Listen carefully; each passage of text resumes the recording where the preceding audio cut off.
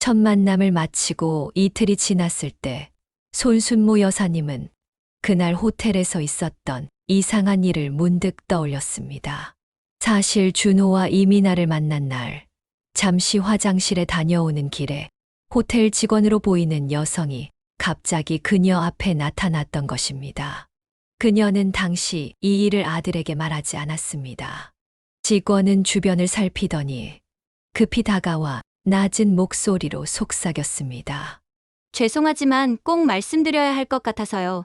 두 분 관계는 지금 당장 끊으셔야 합니다.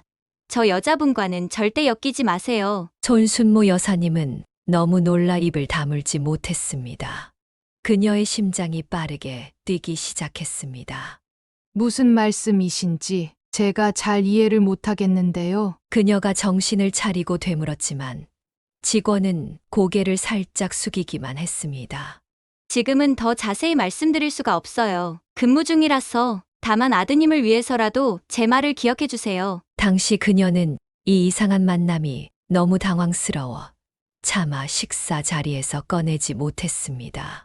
사연을 듣고 난 후 각자의 의견을 댓글로 남겨주시기 바랍니다. 사소한 댓글이라도 사연자분에게 큰 힘이 될 수 있습니다.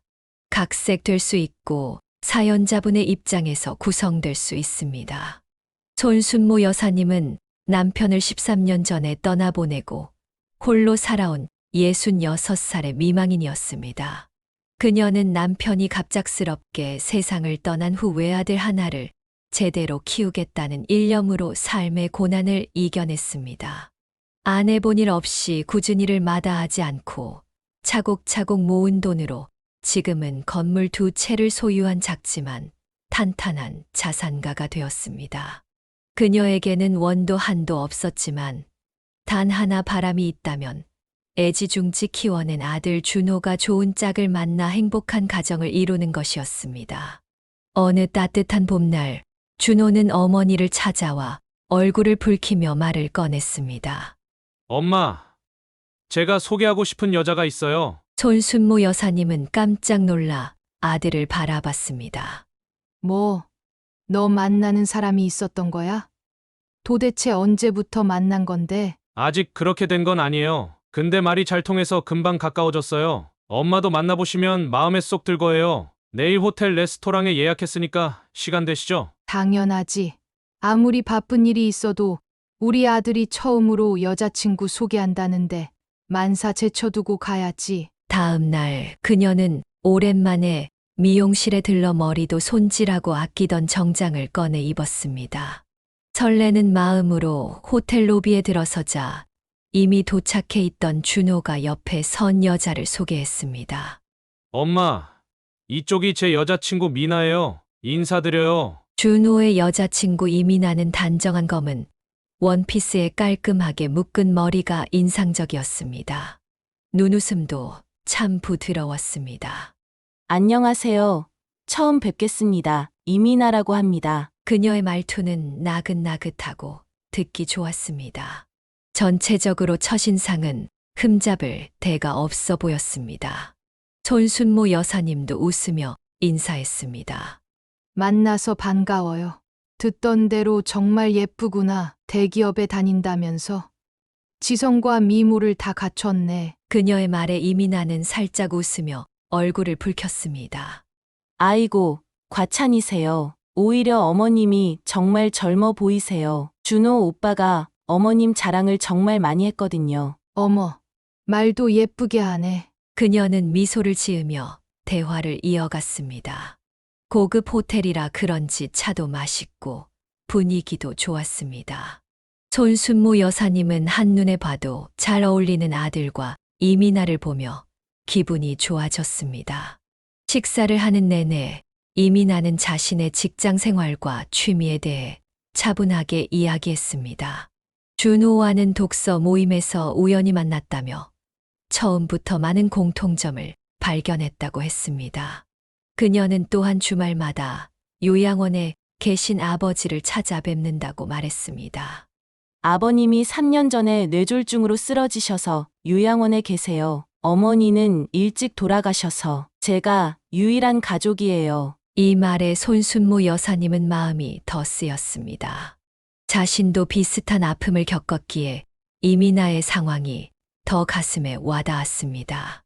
참 대단하구나. 직장 다니면서 아버지까지 챙기고. 당연한 일을 하는 거예요. 오빠도 많이 도와주고 있어요. 준호는 이민아의 손을 꼭 잡아주며 자랑스러운 눈빛으로 그녀를 바라봤습니다.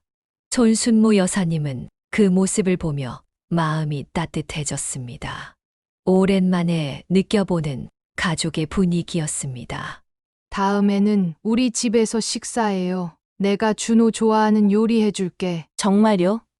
제가 요리도 배우고 싶어요. 어머님께 많이 배워야겠어요. 이렇게 첫 만남은 무척 화기애애하게 마무리되었습니다. 돌아오는 길에 준호는 어머니에게 물었습니다. 엄마, 미나 어때요? 손순모 여사님은 환하게 웃으며 대답했습니다. 정말 괜찮은 아가씨 같아. 첫 만남을 마치고 이틀이 지났을 때 손순모 여사님은 그날 호텔에서 있었던 이상한 일을 문득 떠올렸습니다. 사실 준호와 이민아를 만난 날, 잠시 화장실에 다녀오는 길에 호텔 직원으로 보이는 여성이 갑자기 그녀 앞에 나타났던 것입니다. 그녀는 당시 이 일을 아들에게 말하지 않았습니다. 직원은 주변을 살피더니 급히 다가와 낮은 목소리로 속삭였습니다. 죄송하지만 꼭 말씀드려야 할 것 같아서요. 두 분 관계는 지금 당장 끊으셔야 합니다. 저 여자분과는 절대 엮이지 마세요. 손순모 여사님은 너무 놀라 입을 다물지 못했습니다. 그녀의 심장이 빠르게 뛰기 시작했습니다. 무슨 말씀이신지 제가 잘 이해를 못하겠는데요. 그녀가 정신을 차리고 되물었지만 직원은 고개를 살짝 숙이기만 했습니다. 지금은 더 자세히 말씀드릴 수가 없어요. 근무 중이라서 다만 아드님을 위해서라도 제 말을 기억해 주세요. 당시 그녀는 이 이상한 만남이 너무 당황스러워 차마 식사 자리에서 꺼내지 못했습니다. 그리고 이민아가 너무 좋은 첫인상을 주었기에 그 경고를 무시하려 했습니다. 하지만 이틀이 지난 지금도 그 여직원의 말이 자꾸 머릿속을 맴돌았습니다. 도대체 왜 그런 말을 했을까? 이민아에게 무슨 문제가 있는 걸까? 그녀는 침대에 누워 천장을 바라보며 오늘 있었던 일을 곰곰이 생각했습니다. 겉으로 보기에 이민아는 정말 완벽했습니다. 준호도 그녀를 진심으로 좋아하는 것 같았습니다. 그런데 왜 호텔 직원은 그런 경고를 했을까요? 그렇게 며칠이 지났습니다. 손순모 여사님은 그날의 일을 점차 잊으려 했습니다. 어쩌면 정말 직원의 실수였을지도 모른다고 생각했습니다. 그러던 어느 날 갑자기 휴대폰으로 문자가 왔습니다. 어머님, 안녕하세요. 스파 이용권이 생겼는데 함께 가는 건 어떨까요? 준호 오빠 없이 둘이서 시간 보내면 더 친해질 수 있을 것 같아요. 손순모 여사님은 문자를 보고 잠시 망설였습니다. 하지만 이민아의 진짜 모습을 알아볼 좋은 기회라고 생각했습니다. 호텔 직원의 경고가 사실인지 확인할 수 있을지도 모르겠다는 생각이 들었습니다. 그럼 좋지. 언제가 괜찮을까? 이틀 후 그녀는 강남의 한 고급 스파 앞에서 이민아를 만났습니다. 이민아는 그녀를 보자마자 환하게 웃으며 달려왔습니다. 어머님, 오늘 시간 내주셔서 정말 감사해요. 사실 이런 데는 처음이라 많이 떨리네요. 아이고, 내가 더 고맙지. 요즘 젊은이들은 어른이랑 이런 데 오는 거 싫어한다던데. 역시 우리 미나는 참 착해. 이민아는 그날도 단정한 옷차림으로 나타났습니다. 하얀 블라우스에 단정한 바지를 입고 화장도 거의 하지 않은 얼굴이 참 청순했습니다. 여자인 손순모 여사님까지도 한참 바라보게 만드는 아름다움이었습니다. 두 사람은 탈의실에서 옷을 갈아입고 온천수에 몸을 담갔습니다. 따뜻한 물에 몸을 풀며 대화를 나누는 동안 손순모 여사님은 이민아에 대해 더 많은 것을 알게 되었습니다. 대화하면 할수록 이민아는 정말 괜찮은 아이라는 생각이 들었습니다. 그녀는 호텔 직원의 경고가 정말 실수였을지도 모른다고 생각하기 시작했습니다. 스파에서의 시간은 생각보다 즐거웠습니다. 따뜻한 물에 몸을 담그며 이야기를 나누는 동안 손순모 여사님은 이민아가 생각보다 더 마음에 들었습니다. 아픈 아버지를 돌보는 효심 깊은 딸이자 대기업에서 인정받는 전문직 여성이라니 준호에게 이보다 더 좋은 짝이 있을까 싶었습니다. 그녀는 점점 호텔 직원의 경고를 단순한 오해로 치부하기 시작했습니다.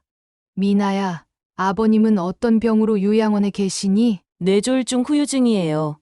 처음에는 반신불수셨는데 지금은 많이 좋아지셨어요. 주말마다 찾아뵙는데 이제는 저를 알아보세요. 그래. 참 대단한 딸이구나. 직장 생활하면서 그렇게 챙기기가 쉽지 않을 텐데. 해야 할 일을 하는 거죠, 뭐. 회사에서도 이해해 주시고 일이 많을 때는 준호 오빠가 대신 가주기도 해요. 손순모 여사님의 마음은 더욱 따뜻해졌습니다. 이미 아픈 장인을 챙기는 아들의 모습을 상상하니 눈시울이 붉어졌습니다. 그녀의 남편이 살아있었다면 얼마나 자랑스러워했을까 하는 생각이 들었습니다. 2시간가량 스파를 즐긴 후 손순모 여사님은 먼저 나가 옷을 갈아입었습니다. 이민아는 조금 더 있다가 나오겠다고 했습니다. 그녀는 로비에서 이민아를 기다리며 잡지를 펼쳐들었습니다. 하지만 한참이 지나도 이민아가 나오지 않자 화장실 쪽으로 가보기로 했습니다. 탈의실 근처 복도를 지나치던 그녀는 익숙한 목소리를 들었습니다. 이민아였습니다. 하지만 그 목소리는 지금까지 들어온 나긋나긋한 말투와는 전혀 달랐습니다. 내가 몇 번이나 말했어. 이제 그만 좀 집착하라고. 자꾸 이러면 진짜 경찰에 신고할 거야. 이민아의 목소리는 날카롭고 차가웠습니다. 손순모 여사님은 깜짝 놀라 발걸음을 멈췄습니다. 그건 내 착각이야. 내가 언제 너한테 그런 식으로 말했어? 아, 정말 짜증나게 하지 마. 내가 그렇게 설명했는데 아직도 못 알아들어? 자꾸 스토킹하면 진짜 신고할 거니까 다시는 연락하지 마. 손순모 여사님은 숨을 죽이고 이 대화를 들었습니다. 이민아의 목소리는 분명 예전에 들었던 그 다정한 목소리가 아니었습니다. 마치 완전히 다른 사람 같았습니다. 그녀는 선뜻 다가가지 못하고 벽 뒤에서 상황을 지켜봤습니다. 전화를 끄는 이민아는 거울을 보며 심호흡을 했습니다. 그리고는 금세 표정을 바꿔 평소의 온화한 얼굴로 돌아왔습니다. 그 순간 손순모 여사님은 등골이 오싹해지는 느낌이 들었습니다. 이것이 진짜 이민아의 모습인 걸까요? 그때 이민아가 고개를 돌려 그녀를 발견했습니다. 순간 이민아의 눈에 당혹감이 스쳤지만 곧 환한 미소를 지으며 손을 흔들었습니다. 어머님, 기다리셨죠? 죄송해요. 친구한테서 급한 전화가 와서. 아니야. 괜찮아. 나도 방금 나왔어. 손순모 여사님은 침착하게 대답했지만 마음속은 혼란스러웠습니다. 방금 본 이민아의 모습은 그동안 보여준 이미지와 너무나 달랐습니다. 호텔 직원의 경고가 떠올랐습니다. 그녀의 직감은 뭔가 잘못되었다고 말하고 있었습니다. 두 사람은 함께 카페에 들러 차를 마셨습니다. 이민아는 평소처럼 상냥하고 다정했습니다. 하지만 이제 손순모 여사님은 그 미소 뒤에 숨겨진 다른 얼굴을 상상하게 되었습니다. 미나야, 아까 전화는 무슨 일이었니? 목소리가 많이 달라 보이던데. 이민아는 잠시 당황한 기색을 보이더니 곧 미소를 지었습니다. 아, 그게 회사 후배가 자꾸 사적으로 연락해서요. 업무 관련이면 괜찮은데 개인적인 만남을 요구해서 조금 단호하게 말해야 했어요. 그렇구나. 요즘 직장 내 문제가 많긴 하지. 손순모 여사님은 고개를 끄덕였지만 이민아의 설명이 완전히 납득되지는 않았습니다. 그녀가 들은 대화는 단순한 업무 거절보다는 훨씬 더 격앙된 감정이 담겨 있었습니다. 집으로 돌아오는 길, 손순모 여사님의 마음은 복잡했습니다. 겉으로는 완벽해 보이는 이민아에게 숨겨진 면이 있다는 사실이 그녀를 불안하게 만들었습니다. 이런 의심을 아들에게 말해야 할까요? 아니면 더 지켜봐야 할까요? 그날 밤, 그녀는 쉽게 잠들지 못했습니다. 스파에서 보았던 이민아의 두 얼굴이 계속 머릿속을 맴돌았습니다. 웃는 얼굴의 이민아와 차갑게 전화하던 이민아. 어느 쪽이 진짜일까요? 호텔 직원이 경고한 이유가 이것이었을까요? 내가 너무 예민한 걸까? 사람이라면 다 여러 면이 있는 거 아닐까? 하지만 그녀의 모성 본능은 계속해서 경고음을 울렸습니다. 사랑에 빠진 아들은 이민아의 이런 면을 보지 못할 것입니다. 하지만 어머니로서 그녀는 준호가 상처받지 않길 바랐습니다. 그래서 이민아에 대해 좀 더 알아보기로 결심했습니다. 준호를 위해서라도 미나가 정말 어떤 사람인지 확실히 알아야겠어. 이민아에 대한 의심을 떨칠 수 없었던 손순모 여사님은 결국 행동에 나서기로 했습니다. 그녀는 오랫동안 친하게 지내온 이웃 김선자 씨에게 조심스럽게 연락을 취했습니다. 선자야, 혹시 시간 있니? 내가 좀 물어볼 게 있어서. 김선자 씨의 집에서 차를 마시며 그녀는 자신의 걱정을 털어놓았습니다. 물론 모든 세부 사항을 공개하지는 않았지만 아들의 여자친구에 대해 뭔가 석연치 않은 점이 있다는 정도로 상황을 설명했습니다. 그래서 말인데 내 사촌이 사설 탐정 일을 한다고 했었지? 혹시 연락처 좀 알 수 있을까? 김선자 씨는 깜짝 놀란 표정으로 그녀를 바라봤습니다. 세상에 무슨 일이 있는 거야? 준호에게 무슨 문제라도 생긴 거니? 아니, 그런 건 아니야. 그냥 확인하고 싶은 게 있어서 그래. 자세한 얘기는 나중에 해줄게. 김선자 씨는 의아해하면서도 사촌의 연락처를 알려주었습니다. 다음 날 손순모 여사님은 그 번호로 전화를 걸었습니다. 박 형사라는 이름의 탐정은 차분한 목소리로 그녀의 이야기를 들었습니다. 아드님 여자친구에 대해 알아보고 싶으시다고요? 어떤 정보가 필요하신가요? 일상생활이요. 정말 그 아이가 말한 대로 대기업에 다니는지, 아버지를 돌보는지, 그런 것들이요. 뭔가 이상한 느낌이 들어서요. 박 형사는 업무 방식과 비용에 대해 설명했고, 손순모 여사님은 조사를 의뢰했습니다. 그리고 불안한 마음으로 결과를 기다렸습니다.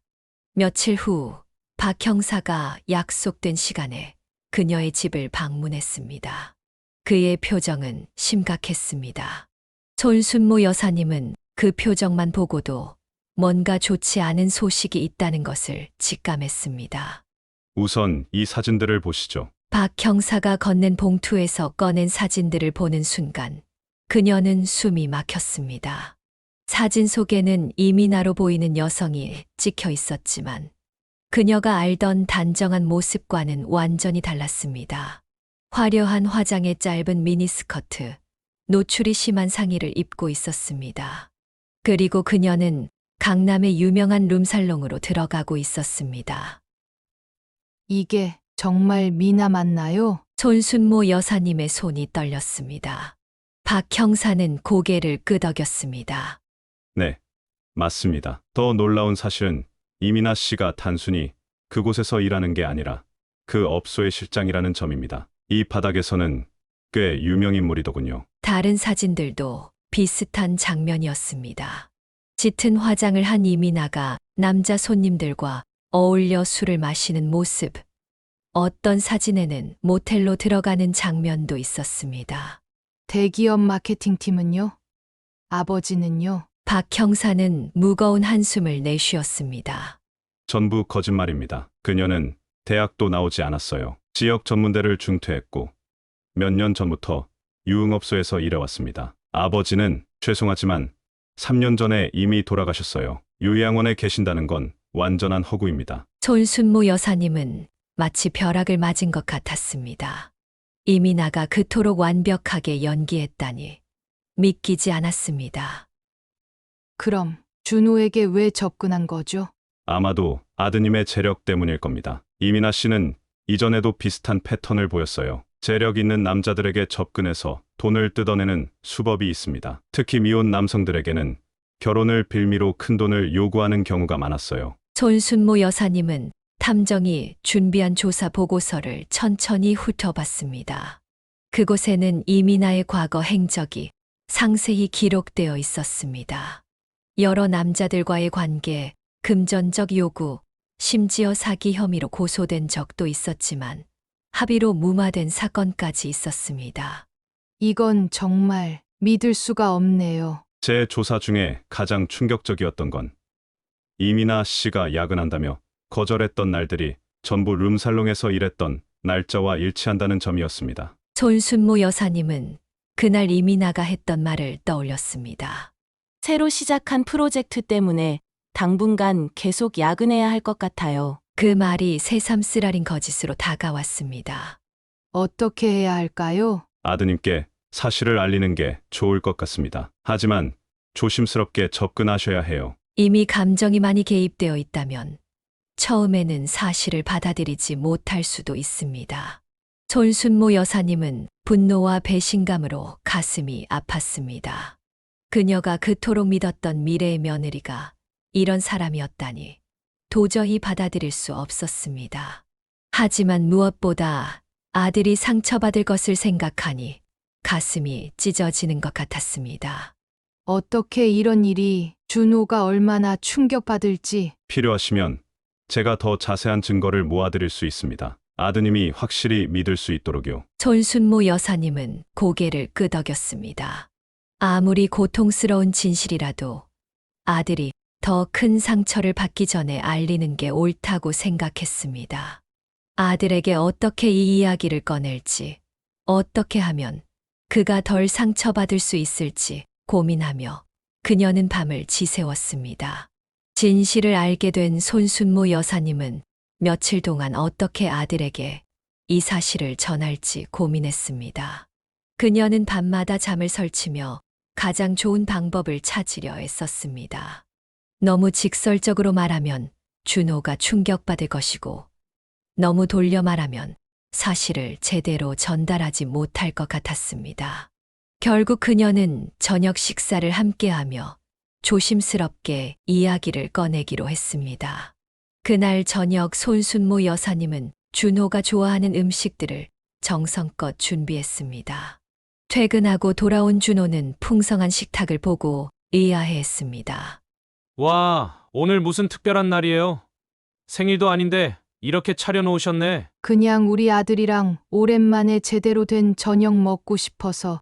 요즘 바쁘다고 집에도 잘 안 들어오잖아. 준호는 미소 지으며 식탁에 앉았습니다. 손순모 여사님은 긴장된 마음으로 음식을 나눠 담았습니다.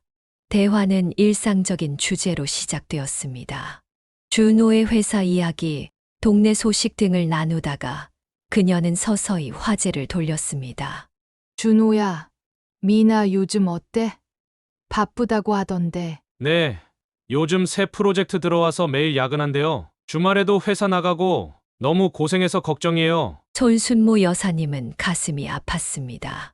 아들이 믿고 있는 그 야근이 실제로는 어떤 일인지를 생각하니 말문이 막혔습니다. 하지만 아들을 위해서 진실을 말해야 한다는 생각에 용기를 냈습니다. 준호야, 사실 엄마가 미나에 대해 좀 알아봤어. 준호의 표정이 순간 굳어졌습니다. 무슨 말씀이세요? 알아보다니요, 뭐려? 미나가 사실은 대기업에 다니지 않아. 그리고 아버지도 요양원에 계시지 않고. 준호는 젓가락을 내려놓고 어머니를 빤히 쳐다봤습니다. 그의 눈에는 혼란과 불신이 가득했습니다. 엄마, 무슨 소리예요? 갑자기 왜 이러세요? 손순모 여사님은 깊은 숨을 들이마시고 탐정으로부터 받은 자료가 든 봉투를 꺼냈습니다. 이건 사실이야. 엄마가 너무 걱정돼서 전문가에게 좀 알아봤어. 미나는 대기업 직원이 아니라 유흥업소 실장이야. 그 야근이라는 건 사실 술집에서 일하는 시간이었던 거지. 준호의 얼굴이 창백해졌습니다. 그는 말없이 봉투를 받아 안에 있는 사진들을 꺼냈습니다. 짙은 화장과 화려한 의상을 한 이민아의 모습, 남자들과 어울려 있는 모습, 모텔로 들어가는 모습이 담긴 사진들을 본 준호의 손이 떨리기 시작했습니다. 이건 조작된 거예요. 누가 이런 짓을 한 거죠? 미나를 음해하려는 사람이 있나 봐요. 손순모 여사님은 아들의 부정하는 모습에 가슴이 아팠습니다. 하지만 그녀는 계속해서 진실을 말해야 했습니다. 준호야, 이건 사실이야. 탐정이 며칠간 조사한 결과야. 미나의 아버지는 3년 전에 이미 돌아가셨어. 요양원에 계신다는 건 다 거짓말이었어. 대학도 중퇴했고 말했던 대기업 같은 건 애초에 존재하지도 않았어. 준호는 고개를 세차게 저었습니다. 그의 눈에 눈물이 고였습니다. 아니에요. 미나한테 무슨 사정이 있었을 거예요. 이건 다 오해일 거예요. 내가 직접 물어볼게요. 준호야, 냉정하게 생각해봐. 내가 집을 사려고 모아둔 돈, 미나에게 말한 적 있지? 그 돈을 노리고 접근한 거야. 이전에도 비슷한 수법으로 다른 남자들에게 접근했다고 해. 준호는 갑자기 자리에서 일어났습니다. 그의 얼굴에는 분노와 혼란, 그리고 깊은 상처가 뒤섞여 있었습니다. 엄마, 미나를 만나기 전부터 반대하셨죠? 왜 이러세요? 정말 제가 행복한 게 싫으신 거예요? 준호야, 그게 아니라 엄마는 내가 상처받는 게 싫은 거야. 이 사람은 너한테 진심이 아니야. 엄마도 아버지 돌아가시고 힘들게 절 키웠잖아요. 미나도 아버지 없이 자랐으니까 그런 거짓말을 했을 수도 있죠. 그건 이해할 수 있어요. 다른 것도 다 이유가 있을 거예요. 손순모 여사님은 아들의 눈을 똑바로 바라봤습니다. 영상도 있어. 봐야 정신 차릴 것 같으면 보여줄게. 됐어요. 그게 다 사실이라고 해도 전 미나를 이해하고 받아들일 거예요. 얼마나 살기 힘들었으면 그런 거짓말을 했겠어요? 이제 저한테 기댈 수 있게 제가 힘이 되어줄 거예요. 그러더니 준호는 식탁을 박차고 나가버렸습니다. 문이 쾅 하고 닫히는 소리가 울렸습니다. 손순모 여사님은 그 자리에 주저앉아 눈물을 흘렸습니다. 아들이 충격받을 것이라고 예상했지만 이렇게 현실을 부정할 줄은 몰랐습니다. 그날 밤 늦게 준호가 돌아왔지만 그는 어머니와 말을 나누지 않았습니다. 방문을 꼭 닫고 들어가 버렸습니다. 손순모 여사님은 아들이 좀 더 냉정해질 시간이 필요하다고 생각했습니다. 다음 날 아침 그녀는 아들의 방 앞에서 잠시 망설이다가 노크했습니다. 준호야, 아침 먹으러 나올래? 대답이 없었습니다. 조심스럽게 문을 열어보니 준호는 이미 출근한 후였습니다. 침대 위에는 어젯밤 그녀가 보여준 사진들이 흩어져 있었습니다. 그 중 몇 장은 찢겨져 있었습니다. 손순모 여사님은 좀 더 확실한 증거가 필요하다고 판단했습니다. 아들이 현실을 직시할 수 있게 해야 했습니다.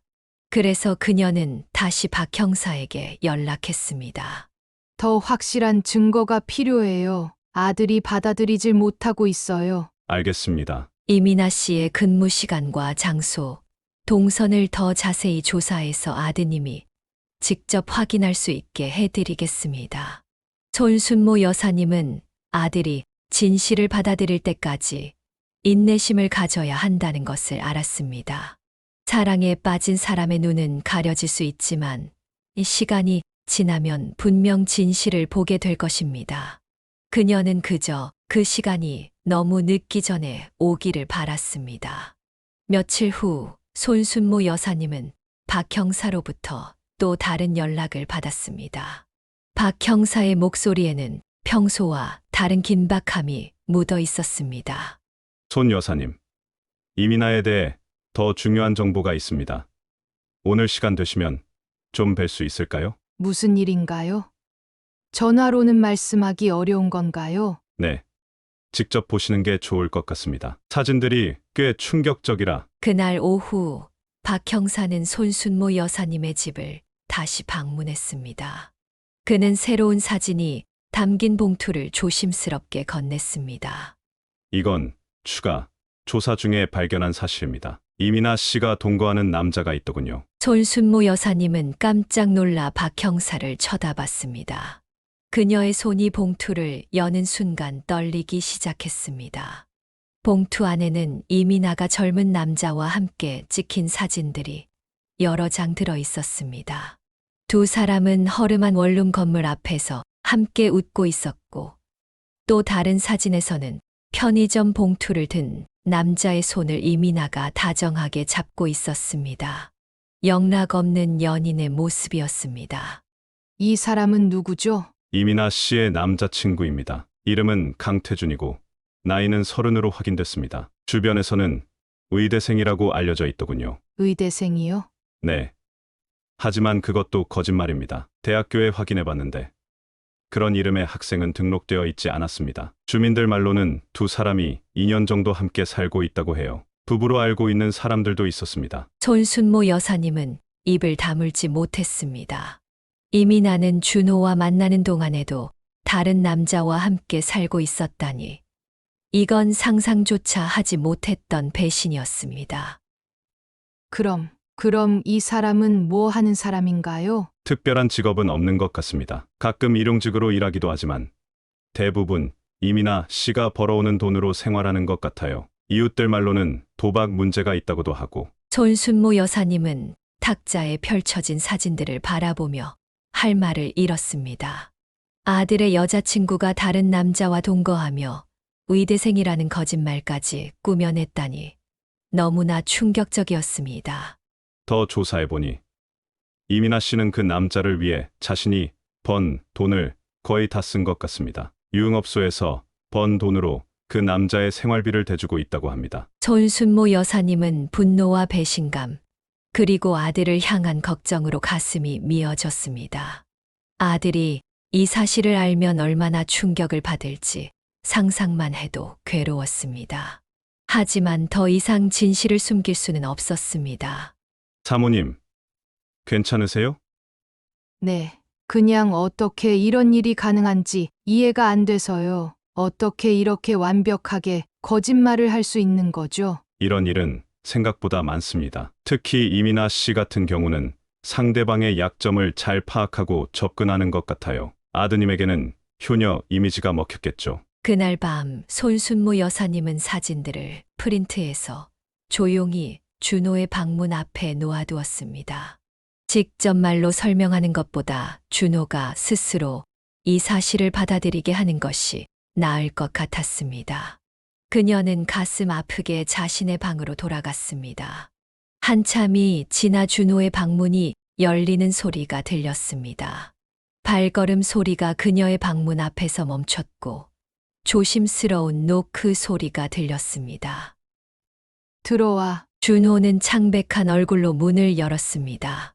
그의 손에는 방금 그녀가 놓아둔 사진들이 들려 있었습니다. 그의 눈은 붉게 충혈되어 있었습니다. 이 사진들 진짜인가요? 손순모 여사님은 고개를 끄덕였습니다. 미나가 정말 이 남자랑 같이 살고 있다고요? 그래. 2년 정도 됐다고 해. 그 남자를 의대생이라고 소개하고 다녔지만 실제로는 그냥 무직이래. 미나가 번 돈으로 생활하고 있었던 거야. 준호는 한동안 아무 말도 하지 못했습니다.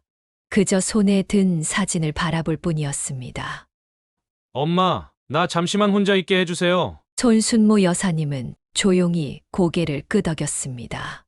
준호가 방을 나간 후 그녀는 아들의 방문 앞에서 한참을 서성였습니다. 준호의 흐느끼는 소리가 희미하게 들려왔습니다. 그녀는 들어가 아들을 위로하고 싶었지만 지금은 그가 혼자 이 현실을 받아들일 시간이 필요하다는 것을 알았습니다. 다음 날 아침 준호는 출근 준비를 하며 어머니에게 말했습니다. 미나한테 당장 연락할 거예요. 직접 물어봐야겠어요. 준호야, 너무 서두르지 마. 지금은 내가 화가 나 있어서 알아요. 하지만 그래도 그녀의 말을 들어봐야 해요. 혹시 오해가 있을지도 모르잖아요. 손순모 여사님은 아들의 표정을 살폈습니다. 그는 여전히 이민아의 변명을 기대하고 있었습니다. 하지만 그의 눈빛은 전과 달랐습니다. 이제 의심의 씨앗이 심어진 것이었습니다. 그래. 내가 원한다면. 하지만 조심해. 이런 사람들은 거짓말에 능숙해. 내 마음이 또 다치지 않길 바랄 뿐이야. 준호는 고개를 끄덕이고 출근했습니다. 그날 이후로 준호는 매우 조용해졌습니다.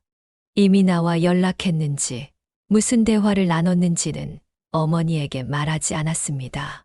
하지만 그의 눈에는 깊은 상처와 배신감이 역력했습니다. 손순모 여사님은 아들이 스스로 진실을 직시하고 있다는 것을 느낄 수 있었습니다. 며칠이 지나도 준호는 예전의 활기찬 모습을 되찾지 못했습니다. 그는 말수가 줄고 무기력한 상태로 출근과 퇴근만 반복했습니다. 손순모 여사님은 아들의 상태가 계속 악화되는 것을 지켜보며 마음이 아팠습니다. 아무리 기다려도 준호가 스스로 문제를 해결하는 것 같지 않자 그녀는 직접 행동에 나서기로 결심했습니다. 손순모 여사님은 탐정에게서 받은 이민아의 주소를 확인했습니다. 허름한 원룸 건물이었습니다. 그녀는 가방에 증거 사진들을 넣고 택시를 불렀습니다. 긴장된 마음으로 주소지에 도착한 그녀는 잠시 건물 앞에서 망설였습니다. 정말 이런 식으로 해결하는 것이 맞는지 의문이 들었지만 아들의 무너진 모습을 더 이상 볼 수 없었습니다. 건물 입구에서 호출기로 이민아의 방을 찾아 눌렀습니다. 잠시 후 스피커에서 이민아의 목소리가 들렸습니다. 누구세요? 미나야, 나야. 잠시 침묵이 흘렀습니다. 그리고 호출기에서 문이 열리는 소리가 들렸습니다. 손순모 여사님은 심호흡을 한 후 건물로 들어갔습니다. 3층에 위치한 이민아의 방 앞에 도착하자 문이 살짝 열려 있었습니다. 그녀는 문을 두드리고 기다렸습니다. 문이 활짝 열리고 이민아가 나타났습니다. 그녀는 평소와 다르게 화장기 없는 얼굴에 간단한 티셔츠와 반바지 차림이었습니다. 그녀의 표정에는 당혹감과 불안이 묻어났습니다. 어머님, 갑자기 어쩐 일이세요? 준호 오빠는 같이 안 오셨어요? 내가 너랑 할 얘기가 있어서 왔어. 이민아는 잠시 머뭇거리다가 문을 더 활짝 열어 손순모 여사님을 안으로 들였습니다. 작은 원룸 안은 생각보다 정리가 잘 되어 있었지만 남성용 물건들이 곳곳에 보였습니다. 운동화, 남성용 옷, 면도기 등이 눈에 띄었습니다. 앉으세요, 어머님. 차라도 한 잔 드릴까요? 됐어. 얘기만 하고 갈 거니까. 손순모 여사님은 가방에서 사진들을 꺼내 테이블 위에 펼쳐 놓았습니다. 이민아의 얼굴이 순간 굳어졌습니다. 이게 다 뭐야? 내가 어떤 사람인지 보여주는 증거들이지. 룸살롱 실장이면서 대기업 직원 행세를 하고 아픈 아버지는 이미 돌아가셨는데도 간병한다고 거짓말하고 그리고 이 남자는 누구니? 함께 살고 있는 사람이지? 이민아는 한동안 말을 잇지 못했습니다. 그녀의 눈이 흔들렸고 입술이 경련하듯 떨렸습니다. 하지만 이내 그녀는 목소리를 가다듬었습니다. 어머님, 제 얘기 좀 들어보세요. 이건 다 오해예요. 이 사진들은 오해? 뭐가 오해라는 거니? 여기 내가 룸살롱에서 일하는 모습, 남자들과 어울리는 모습, 모텔 드나드는 모습이 다 찍혀 있는데, 그건 제가 어쩔 수 없이 그리고 이 남자는 누구지? 의대생이라고 소개하고 다녔다면서? 우리 준호한테는 왜 이런 중요한 사실을 숨겼어? 이민아의 눈에 눈물이 고였습니다. 그녀는 잠시 고개를 숙이더니 갑자기 손순모 여사님의 손을 잡으려 했습니다. 어머님, 정말 오해예요. 제 상황이 복잡해서 설명드릴게요. 이 남자는 제 오빠예요. 같이 살고 있긴 하지만 연인 관계가 아니에요. 손순모 여사님은 차갑게 손을 뿌리쳤습니다. 거짓말은 이제 그만해. 탐정이 다 조사했어. 너희가 2년째 연인 관계로 동거 중이라는 것도 알아. 그리고 내가 번 돈으로 그 남자 생활비를 대주고 있다는 것도. 이민아의 표정이 순식간에 변했습니다. 애원하는 얼굴에서 냉정한 표정으로 바뀌었습니다. 그녀의 목소리도 평소의 나긋나긋한 톤에서 날카로운 음색으로 변했습니다. 그래서요? 그게 왜 문제가 되죠? 제 사생활인데! 사생활? 내 아들과 결혼할 생각으로 만나는 사이에 다른 남자와 동거하는 게 사생활이라고? 결혼이요? 준호 오빠랑 저는 아직 결혼 얘기 안 했어요. 그리고 전 제 방식대로 살 권리가 있어요. 손순모 여사님은 분노로 몸을 떨었습니다. 이민아의 진짜 모습이 드러나자 더욱 화가 났습니다. 넌 처음부터 우리 준호를 이용하려고 했던 거지? 재산을 노리고 접근한 거잖아. 이민아는 비웃듯 웃었습니다. 그건 어머님 생각이죠? 저랑 준호 오빠는 서로 좋아해서 만난 거예요. 손순모 여사님은 가방에서 다른 봉투를 꺼내 이민아의 얼굴에 던졌습니다. 봉투 안에는 이민아가 다른 남자들을 만나는 추가 사진들과 과거 사기 행각에 대한 기록들이 들어 있었습니다. 양심이라곤 눈곱만큼도 없는 인간아. 다시는 내 아들 앞에 얼쩡거리지 마. 알겠어. 또 우리 앞에 나타났다가는 이 모든 증거를 경찰에 넘길 테니까. 이민아의 얼굴이 창백해졌습니다. 그녀는 바닥에 흩어진 자료들을 주워 살펴보더니 입술을 깨물었습니다. 어머님, 제 얘기 좀 들어보세요. 제가 설명할게요. 더 이상 듣고 싶은 말 없어. 나가자. 손순모 여사님은 일어나 문 쪽으로 향했습니다. 이민아가 그녀의 팔을 잡았지만 그녀는 강하게 뿌리쳤습니다. 다시 한번 우리 준호한테 연락하면 이 증거들 모두 경찰에 넘길 거야. 그리고 내가 일하는 곳에도 알릴 거고 내 인생이 어떻게 될지 생각해봐. 그녀는 이민아의 방을 나와 빠르게 건물을 빠져나왔습니다. 밖으로 나오자 그녀는 깊은 숨을 들이마셨습니다. 가슴 속에서 끓어오르던 분노가 조금씩 가라앉았습니다. 이제 이 모든 악연이 끝난 것 같았습니다. 준호에게도 이 사실을 알리고 새로운 시작을 준비해야겠다고 생각했습니다. 하지만 그녀는 이 일이 끝이 아니라 더 큰 문제의 시작이 될 줄은 전혀 예상하지 못했습니다. 집으로 돌아가는 택시 안에서 그녀는 창밖을 바라보며 한숨을 내쉬었습니다. 비가 내리기 시작했고 그녀의 마음에도 불안한 먹구름이 드리워지는 것 같았습니다. 미나와의 대면 이후 손순모 여사님은 아들에게 모든 진실을 털어놓았습니다. 준호는 처음에는 분노했고 믿기 어려워했지만 점차 현실을 받아들이는 것 같았습니다. 일주일 정도가 지나자 준호는 어머니에게 조용히 말했습니다. 엄마, 저 며칠 동안 여행 좀 다녀올게요. 손순모 여사님은 걱정스러운 눈빛으로 아들을 바라봤습니다. 준호의 얼굴은 피곤해 보였고 눈가에는 깊은 그림자가 드리워져 있었습니다. 그녀는 아들이 마음의 상처를 치유하기 위한 시간이 필요하다고 생각했습니다. 어디 가는데? 강원도 쪽이요. 친구 별장에 좀 머물면서 생각 정리하려고요. 회사에도 휴가 신청했어요. 그래. 그게 좋겠다. 몸 조심하고 가끔 연락해줘. 준호는 짐을 챙겨 출발했고 손순모 여사님은 아들이 마음의 평화를 찾길 바라며 배웅했습니다. 준호는 첫날 저녁에 잘 도착했다는 문자를 보냈고 다음 날 아침에도 간단한 메시지를 보냈습니다. 하지만 그 후로는 연락이 완전히 끊겼습니다. 처음에는 아들이 혼자만의 시간을 갖고 싶어서 연락을 하지 않는 것이라 생각했습니다.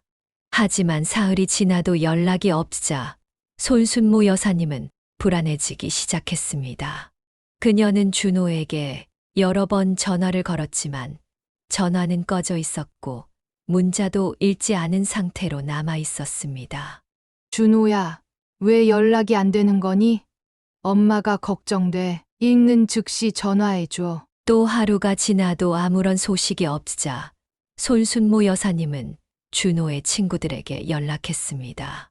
하지만 어느 누구도 준호가 강원도에 간다는 말을 듣지 못했고 별장을 빌려준 친구도 없었습니다. 더욱 불안해진 그녀는 밤새 잠을 이루지 못했습니다. 그날 밤 손순모 여사님은 이상한 꿈을 꾸었습니다. 오래전에 돌아가신 남편이 나타나 준호를 애타게 찾고 있었습니다. 겁에 질린 그녀는 새벽에 잠에서 깨어나 경찰서로 향했습니다. 실종 신고를 하기 위해 경찰서에 도착했을 때 그녀의 휴대폰이 울렸고 발신자는 준호의 번호였습니다. 준호야, 어디 있는 거니? 엄마가 얼마나 걱정했는지 몰라. 하지만 전화기 너머로 들려온 것은 아들의 목소리가 아닌 낯선 남자의 목소리였습니다. 손순모 씨죠? 지금 당신 아들이 우리 손에 있어요. 손순모 여사님은 심장이 멎는 것 같았습니다. 공포와 충격으로 그녀의 다리에 힘이 빠졌고 잠시 말을 잇지 못했습니다. 누구세요? 우리 아들 어디 있어요? 긴 말 필요 없고 내일까지 3억 준비해서 우리가 말하는 장소로 가져오면 아들 풀어줄게. 경찰에 신고하면 아들 못 볼 줄 알아. 그 목소리는 차갑고 비인간적이었지만 손순모 여사님은 그 목소리가 어딘가 익숙하다고 느꼈습니다. 잠시 후 그녀는 그 목소리의 주인공이 누구인지 깨달았습니다. 미나의 동거남 강태준이었습니다. 탐정의 보고서에서 본 사진 속 그 남자가 준호를 납치한 것입니다. 당신, 강태준이죠? 미나의 남자친구, 어떻게 이럴 수 있어요? 우리 아들을 당장 풀어줘요. 전화 너머로 잠시 침묵이 흘렀습니다. 아마도 그는 자신의 신원이 밝혀진 것에 놀란 것 같았습니다. 뭐 어떻게 알았든 중요한 건 돈이야. 내일 정오까지 3억 준비해. 장소는 나중에 문자로 알려주게. 현금으로 가져와. 경찰에 신고하면 너희 아들 죽는다고 생각해. 전화가 끊어졌고 손순모 여사님은 그 자리에 주저앉아 버렸습니다. 하지만 곧 그녀는 정신을 차리고 경찰에게 상황을 설명했습니다. 다행히 그녀는 이미 경찰서에 와 있었기 때문에 즉시 도움을 받을 수 있었습니다. 제 아들이 납치됐어요. 방금 전화가 왔는데 3억을 요구했어요. 납치범은 아들 여자친구의 동거남인데 제가 전에 그 사람 목소리를 들은 적이 있어요. 분명해요. 경찰은 즉시 특수범죄팀을 소집했고 손순모 여사님의 진술을 들었습니다. 그녀는 미나와 강태준에 대한 모든 정보 그리고 탐정이 조사한 자료들을 경찰에게 제공했습니다. 준호님의 마지막 위치는 어디였나요? 강원도에 간다고 했어요. 하지만 친구들 말로는 아무도 그런 계획을 들은 적이 없대요. 혹시 아드님이 미나 씨와 연락한 적이 있을까요? 그리고 미나 씨의 주소를 알고 계신가요? 주소는 알아요. 제가 며칠 전에 직접 찾아갔었거든요. 손순모 여사님은 탐정에게서 받은 미나의 주소를 경찰에게 알려주었습니다. 경찰은 신속하게 수사팀을 꾸려 미나의 주소지로 출동하기로 했습니다. 손순모 여사님도 함께 가겠다고 고집했습니다. 위험할 수 있어요, 손 여사님. 경찰이 처리하도록 해주세요. 아니에요. 제 아들이에요. 저도 가야 해요. 제발요. 결국 경찰은 그녀를 동행시키되 안전한 거리에서 대기하도록 했습니다. 경찰차를 타고 미나의 원룸으로 향하는 동안 손순모 여사님의 마음은 불안과 공포로 가득 찼습니다. 그녀는 준호가 무사하기만을 기도했습니다. 준호야, 엄마가 꼭 구해줄게. 제발 무사하기만 해다오. 그녀는 마음속으로 아들을 부르며 눈물을 참았습니다. 이제 그녀는 아들을 구하기 위해 무슨 일이든 할 준비가 되어 있었습니다. 차창 밖으로 보이는 도시의 불빛들이 빠르게 스쳐 지나갔고 원룸 건물이 가까워질수록 그녀의 심장은 더욱 빠르게 뛰었습니다. 원룸 건물 앞에 도착한 경찰들은 신속하게 작전 계획을 세웠습니다. 손순모 여사님은 경찰차 안에서 떨리는 마음으로 상황을 지켜봤습니다. 수사팀장이 그녀에게 작전을 설명했습니다. 저희가 택배 기사로 위장해서 접근할 겁니다.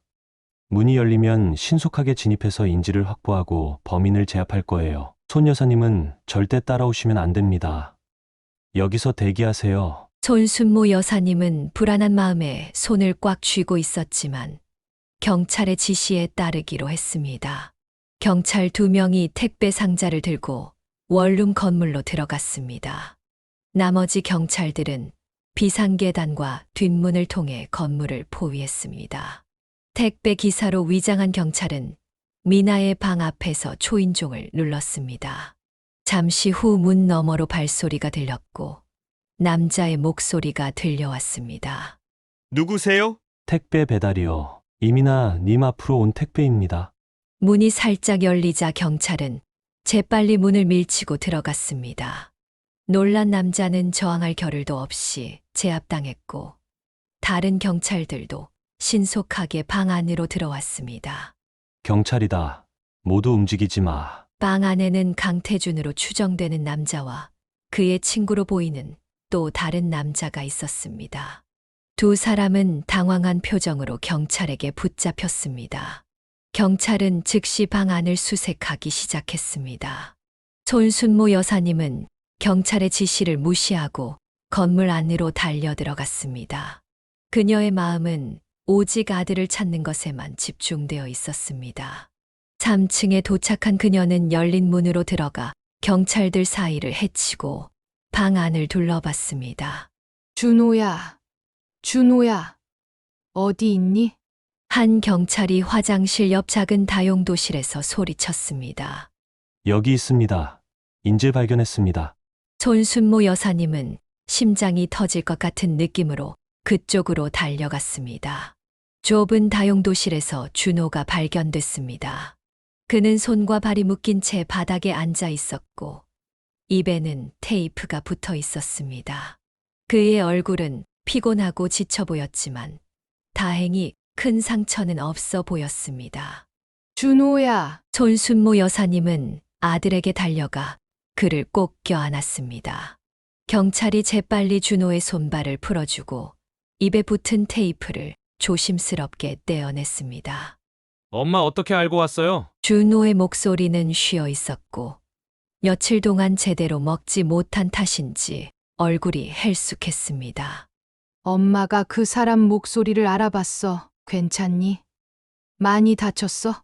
괜찮아요. 그냥 좀 피곤하고 배고파요. 손순모 여사님은 눈물을 흘리며 아들의 얼굴을 쓰다듬었습니다. 그동안 얼마나 걱정했는지, 얼마나 무서웠는지 말로 표현할 수 없었습니다. 한편 경찰은 강태준과 그의 친구를 체포하고 조사를 시작했습니다. 준호는 구급대원의 간단한 검진을 받은 후 경찰서로 이동해 진술을 했습니다. 손순모 여사님은 계속 아들 곁을 지켰습니다. 경찰 조사실에서 준호는 자신이 납치된 경위를 설명했습니다.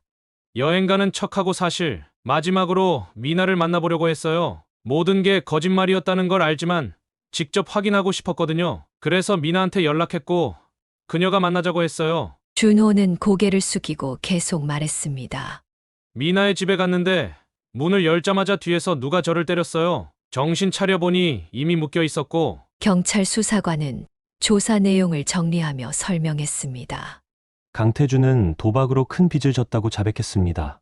그가 친구와 함께 준호 씨를 납치해 돈을 요구한 거고요. 이민아 씨는 현재 그 자리에 없었습니다. 지방에 내려갔다고 하는데 확인 중입니다. 내 아들 카드랑 통장은요? 강태준이 준호 씨의 카드와 비밀번호를 알아내 돈을 인출한 것으로 보입니다. 현재까지 약 500만 원 정도를 인출한 흔적이 있네요. 이 말을 들은 준호가 고개를 들었습니다. 그럼 미나는 이 일에 관여하지 않은 거예요? 수사관은 잠시 망설이다 대답했습니다.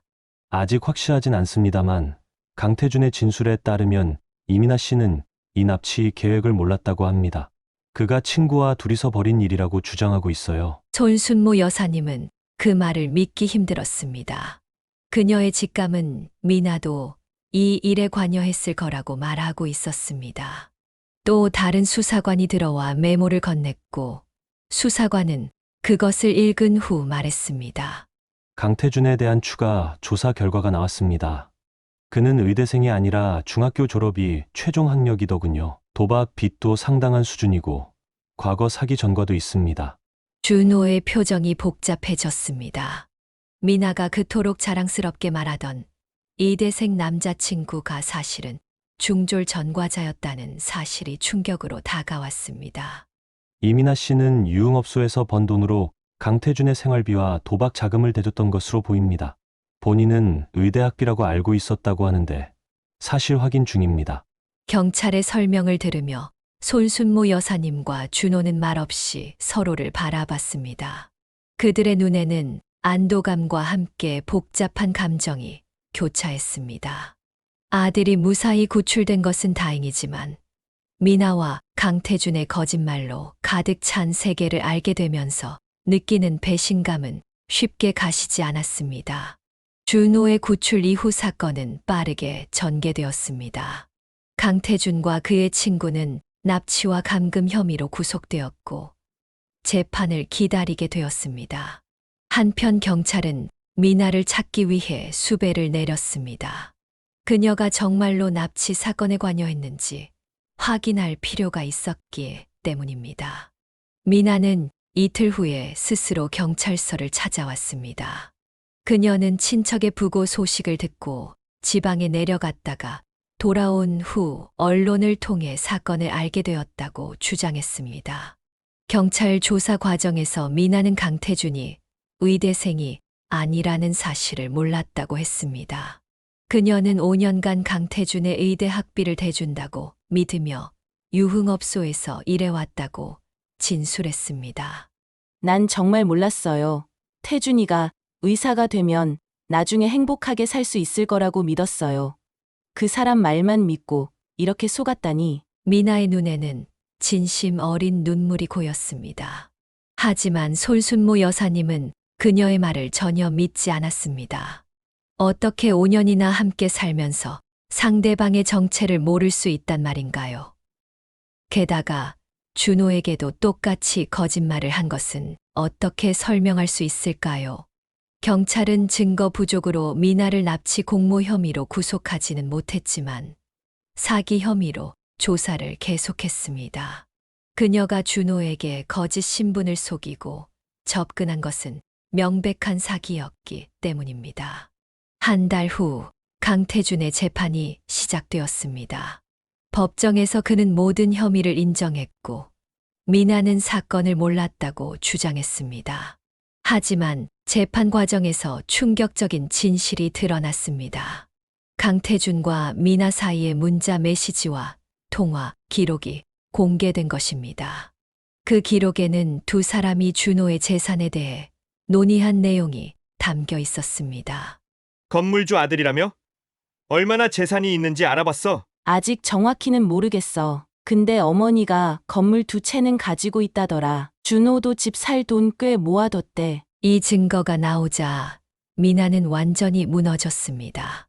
그녀는 법정에서 갑자기 말을 더듬기 시작했고 결국 한마디도 제대로 말하지 못하는 상태가 되었습니다. 의사들은 그녀가 극심한 스트레스로 인한 일시적 실어증을 겪고 있다고 진단했습니다.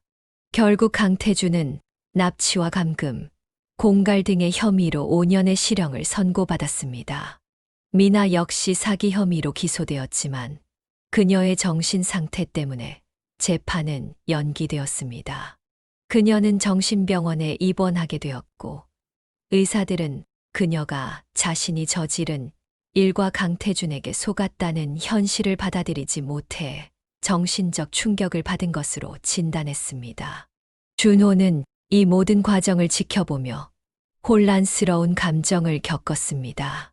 그는 미나를 증오하면서도 동시에 그녀가 어떻게 그런 선택을 하게 되었는지 이해하려고 노력했습니다.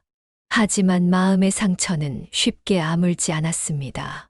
그는 한동안 우울증 증세를 보였고 회사도 휴직하게 되었습니다.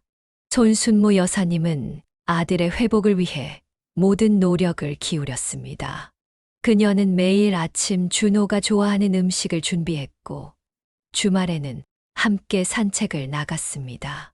시간이 지날수록 준호는 조금씩 밝아지기 시작했습니다. 엄마, 사실 저 미나를 정말 사랑했던 것 같아요. 그래서 더 아프네요. 그래. 엄마도 알아. 시간이 필요한 거야. 내가 다시 웃을 수 있을 때까지 엄마가 기다려 줄게. 6개월 후 준호는 회사로 복귀했고 일상생활에 조금씩 적응해 갔습니다. 미나는 여전히 정신병원에 입원해 있었고 그녀의 실어증은 크게 나아지지 않았습니다. 의사들은 그녀가 심리적 충격으로 말을 잃은 것이며 회복에는 오랜 시간이 걸릴 수 있다고 했습니다. 그렇게 1년이라는 시간이 흘렀습니다. 준호는 이제 완전히 다른 사람이 되어 있었습니다. 그는 더 이상 순진하고 남을 쉽게 믿는 청년이 아니었습니다. 경계심이 생겼고 사람들을 판단하는 눈도 더 예리해졌습니다. 아픔을 겪으며 그는 더 단단해진 것입니다. 엄마, 이번에 회사에서 승진했어요. 정말 축하해. 내가 그동안 얼마나 열심히 일했는지 알아. 사실 미나 없었으면 이렇게 열심히 일하지 않았을 거예요. 이상하게 들릴지 모르지만 그 사건이 저를 더 강하게 만든 것 같아요. 손순모 여사님은 아들의 말에 담긴 의미를 이해했습니다.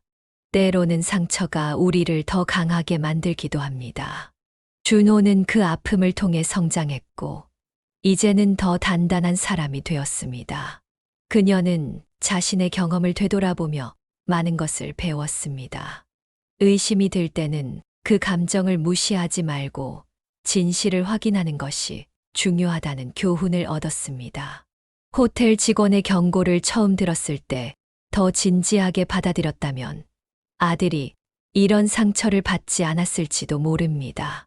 준호야, 엄마가 그때 더 일찍 행동했다면 너는 그런 아픔을 겪지 않았을 텐데. 엄마, 그런 말씀 마세요. 엄마가 아니었으면 저는 지금도 미나의 거짓말에 속아 살고 있었을 거예요. 엄마가 저를 구해주신 거예요. 두 사람은 서로를 바라보며 미소 지었습니다.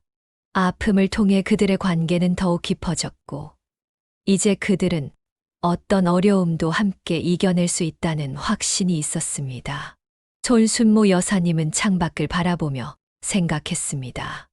인생은 예측할 수 없는 일들로 가득하지만 진실을 직시하고 사랑하는 사람들을 지키기 위해 용기를 내는 것이 얼마나 중요한지 깨달았습니다.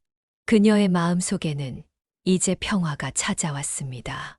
사연을 듣고 댓글을 남겨주시기 바랍니다.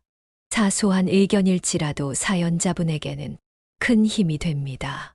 노골적인 악성 댓글은 사연자분에게 상처가 될 수 있으니 삼가주시기 바랍니다.